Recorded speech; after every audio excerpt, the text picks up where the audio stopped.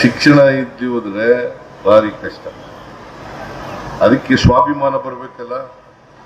ಈ ಸ್ವಾಭಿಮಾನ ಬರಬೇಕಂದ್ರೆ ಶಿಕ್ಷಣ ಕಲೀಲೇಬೇಕು, ಬುದ್ಧಿವಂತರಾಗಲೇಬೇಕು, ವಿದ್ಯಾವಂತರಾಗಲೇಬೇಕು. ಮೊದಲೆಲ್ಲ ಏನ್ ಮಾಡ್ತಾ ಇದ್ರು ಅಂತಂದ್ರೆ, ಈಗ ಕಡಿಮೆ ಆಗ್ತಾ ಇದೆ.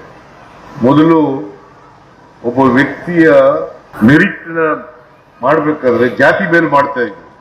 ಇಂಥ ಜಾತಿ ಹುಟ್ಟಿದವರು ಮಾತ್ರ ಮೆರಿಟ್ ಸ್ಟೂಡೆಂಟ್ಗಳಾಗ್ತಾರೆ, ಇಲ್ಲವರೇ ಇಲ್ಲ. ಈಗ ನನ್ನ ಕುರುಬರ ಜಾತಿನಲ್ಲಿ ಹುಟ್ಟಿದ್ರೆ ನಾನು ನಿಮ್ಗೊಂದು ಹೇಳ್ತೀನಿ. ನಾನು ಹಣಕಾಸಿನ ಮಂತ್ರಿ ಆದೆ.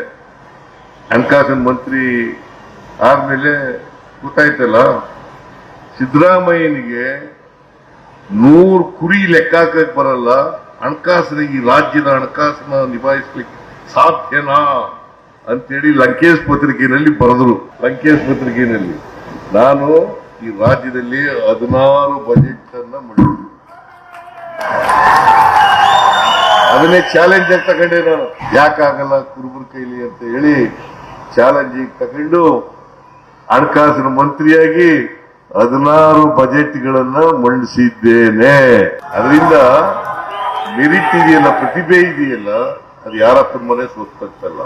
ಜಾತಿಯಿಂದ ಬರಲ್ಲ. ಅದು ಮೆರಿಟ್ ಅನ್ನೋದು, ಪ್ರತಿಭೆ ಅನ್ನೋದು ಜಾತಿಯಿಂದ ಬರಲ್ಲ. ನಿಮ್ಗೆ ಅವಕಾಶ ಸಿಕ್ಕಿದ್ರೆ ಬರ್ತದೆ.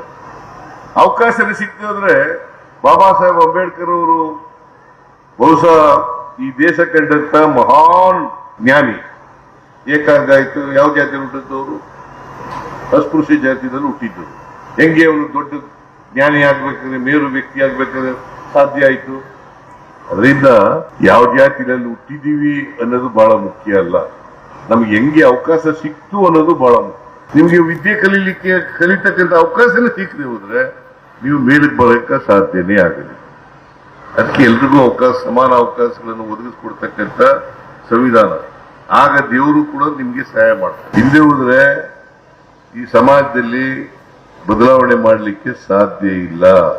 ದೇವ್ರ ಪೂಜೆನೂ ಮಾಡಿ, ದೇವರನ್ನೂ ಭಕ್ತಿಯಿಂದ ಕಾಣಿ, ಇದನ್ನೂ ಮಾಡಿ.